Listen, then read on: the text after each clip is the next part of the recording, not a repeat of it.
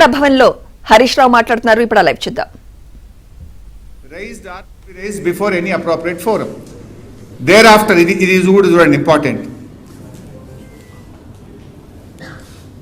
Thereafter, project-related issues were discussed and following working arrangements for the year 2015-16 only were agreed as a temporary measure. As a temporary measure. Tatkalika Saddubatu. The entire arrangements agreed for the current year would be without any prejudice to the stand of both states before any forum.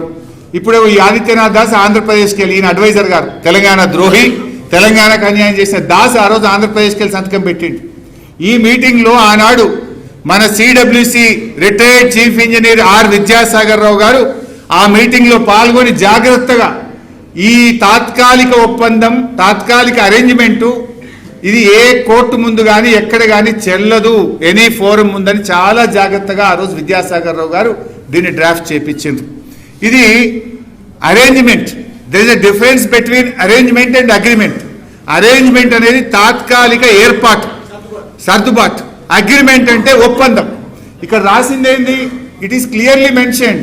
It's a arrangement. It's only a temporary arrangement. It is not agreement. ఆ arrangement కూడా ఎందుకు చేసుకోవాల్సి వచ్చింది?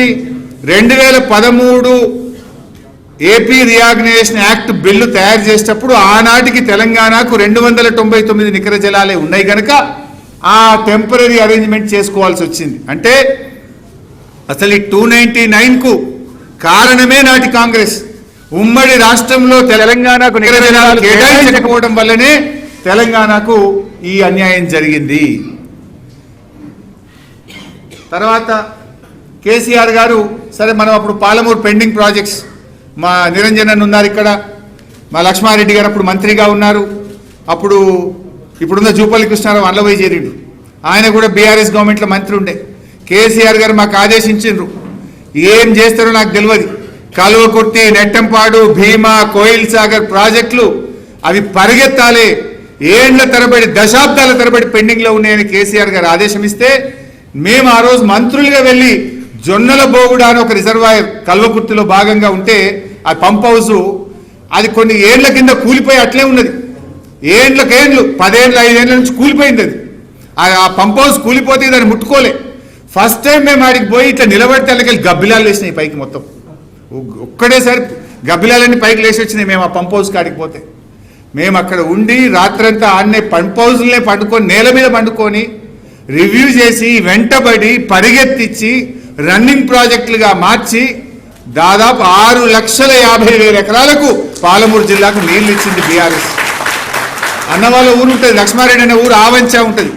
ఆ ఆవంచ దగ్గర దుందిబి వామి అక్వాడక్ట్ కడితేనే కల్వకుర్తి నీళ్లు ముందుకు పోతాయి.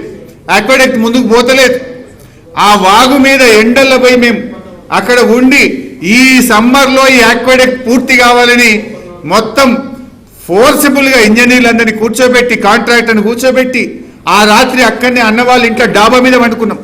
ఏసీ రూమ్లలో వండుకోలే, మేము పైన డాబా మీద వండుకొని వెంటబడి ఒక్క సీజన్లో అక్వాడక్ట్ కట్టి ఒక్క కాళేశ్వరంలోనే కల్వకుర్తిలోనే 3,13,000 ఎకరాలకు మహబూబ్ నగర్ జిల్లాలో నీళ్ళు ఇచ్చింది బీఆర్ఎస్. సో అది ఎందుకు చెప్పే ప్రయత్నం చేసిన అంటే అప్పటికి మనకు నీళ్లు వాడుకుందామంటే ఛాన్స్ లేదు. ఈ కల్వకుర్తి, నెట్టంపాడు, భీమా, కోయిల్ సాగర్ ఆ పెండింగ్ ప్రాజెక్టులను రన్నింగ్ ప్రాజెక్టులుగా మార్చి నీటి వాడకం పెరిగినాక కేసీఆర్ గారు మాకు ఆ 50-50 అన్న ఇవ్వండి, మాకు ఇప్పటిదాకా మీరు 3466 ఇస్తున్నారు, ఏమని అంటే ట్రిబ్యునల్ అవార్డు అంటున్నారు, తాత్కాలిక అరేంజ్మెంట్ అంటున్నారు, మాకు ఇది నడవది, ఎట్టి పరిస్థితుల్లో 50-50 ఇవ్వాల్సిందే అని ఆ మీటింగ్లో చాలా గట్టిగా మాట్లాడినాం. ఇక్కడ చూస్తే Srisailam and NSP may be shared in ratio of 50-50 pending the final settlement by the tribunal. At least 50-50 అన్న ఇవ్వండి అని 18-19లోనే కోరినాం. ఒక్క 18-19లోనే కాదు, ఇగో 20 లెటర్లు ఉన్నాయి. 20 లెటర్లు విత్ డేట్స్ ఉన్నాయి. ఇక్కడ మీరు చూస్తే ఒక్కొక్క లెటర్ ఎన్నిసార్లు రాసినామో చూస్తే మీరు ఈ అన్ని లెటర్లలో 50-50 కోరినాం. మనం 50-50 షేరింగ్ చేయాలని మొత్తం 28 ఉత్తరాలు మనం రాయడం జరిగింది. బీఆర్ఎస్ పార్టీ 299 కు పర్మనెంట్ గా రాసిచ్చింది, మరణ శాసనం రాసింది అనే చిల్లర